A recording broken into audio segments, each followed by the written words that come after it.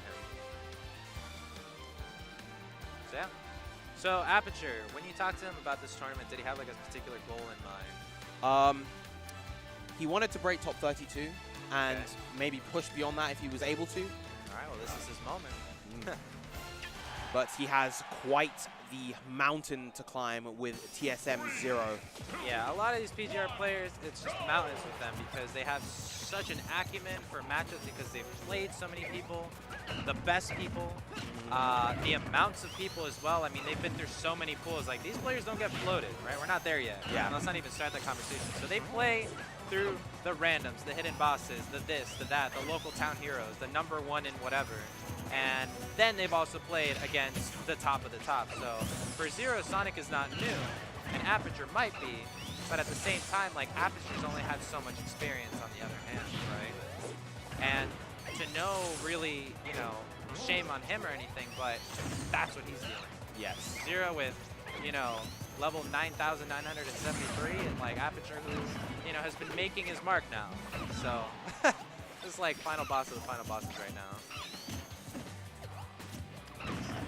So banana behind him, dissuades roll. Forward air, stuffs get up. See, that's the ZeRo special on ledge, and that's what I like seeing. A lot of top commentators have pointed that out as well. It's just, how do you get around it? So now it's on the platform. On the platform to dissuade him from jumping, reverses that. Very nice catch the up there right there. And we're going to see how Aperture plays into that game too, because the best players that are able to actually navigate around ZeRo are the ones that are able to navigate ZeRo off the ledge. Yes. Okay, coming out swinging forward air, forward throw to forward air. Aperture kind of pins this ledge. He hasn't really been able to get too much going comparative to the previous games. I think an important thing is the way that ZeRo also operates in disadvantage. You know, and that he doesn't have one. Previously versus players like Ling, he was able to get those back airs for big chunks of damage, but now ZeRo doesn't give it to yeah, he's just been getting those bread and butters to chip away at damage with those up airs, and that's not quite enough, especially versus a player of ZeRo's caliber. Worse. And so, again, one of the more damning things about the fact that ZeRo's banana play on ledge is so oppressive is that when he puts it on the platform above him, he can grab it with fair. So he's also throwing out a hitbox, and he's getting banana for the next play. So we're going to see how Aperture responds to that, because right now he's sitting at 75%, not a kill percent, but he is vulnerable to a lot of Diddy's damage right now. The down tilt right there. Aperture has had a hard time landing as well versus ZeRo. He's been so precise with his landing traps, those down tilts. Oh, that's going to be a good punish. Not quite the one I was expecting, though. I was expecting Aperture to maybe just kind of run and stop and then forward smash him after that high committal jab. Not enough just yet, even with all that rage. Oh, but this should be it. Yes, the second time, banana to up smash. Only 113% on TSM ZeRo's name. And that'll be game one going to Yep, precisely. MBD did it, now ZeRo did it. Down tilt to up smash. So going into game two, we're going to see how Aperture changes stuff. If he goes again to Battlefield, I wouldn't be surprised, but we're actually going to see a pick now to Town and City. Do you think he can get something off the top? Now, I know Town and City is a personal comfort pick stage for Aperture. It does give Diddy Kong a little bit more breathing room, especially in terms of taking out the bananas. But I'm sure Aperture will be aware in terms of trying to play around that. But an early lead coming out, 34%. Not too much for Diddy to make up, though. A couple of bread and butters, and he should be back in the game. In this platform with the banana. So being on the platform, obviously the higher ground gives him the advantage of forcing ZeRo to actually have to jump up and attack him with an aerial. Yes. It's now not a present threat anymore because the platforms are gone in Town and City. Now, that was an excellent forward air coming out from Aperture to break pressure after ZeRo's forward air.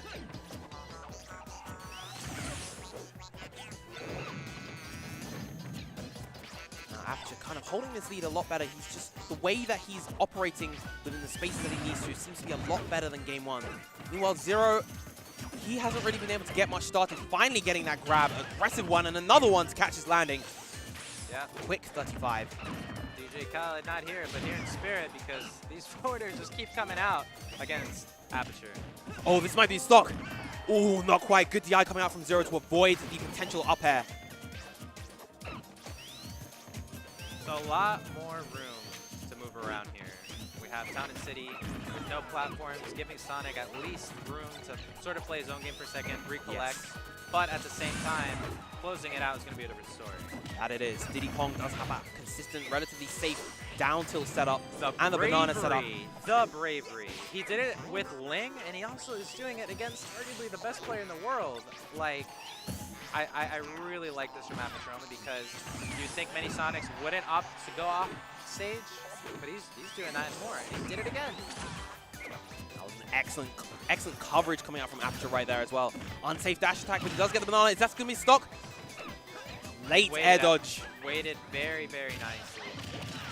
Just about scooped in, and the poor DI coming out from Aperture means that he loses his stock earlier than you would have liked. As well as the lower ceiling on Town and City.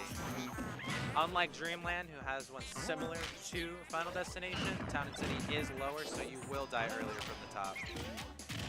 Oh, and now he's trapped on the ledge once again. It's very, very difficult for Aperture to get that momentum going once now. And what was such a great lead for Aperture is slowly but surely kind of widening for ZeRo. It's it's looking a little bleak for him at the moment. I said though, if he can take this stock, he will be back in the game. Up throw, not quite enough yet. He doesn't have the rage. Yeah, and unfortunately, because of that percentage, ZeRo will be outside of any sort of zones of influence that Aperture can wrap him up in. Won't be able to up air out of that, but he did clean the stock, and now we're sitting at 81-0 against ZeRo. So Interesting that homing attack just completely kind of missed ZeRo, and ZeRo was able to punish it accordingly.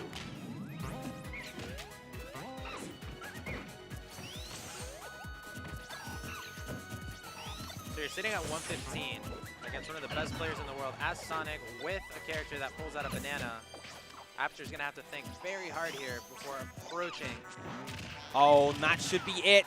Yes, it is. ZeRo taking it with the JV3, JV2 even. Not by the JV3. That would have been kind of disastrous. And like I was about to get into, having to have that deficit to sort of close against such a tremendous player forces you to, take options that you might have not had to before. And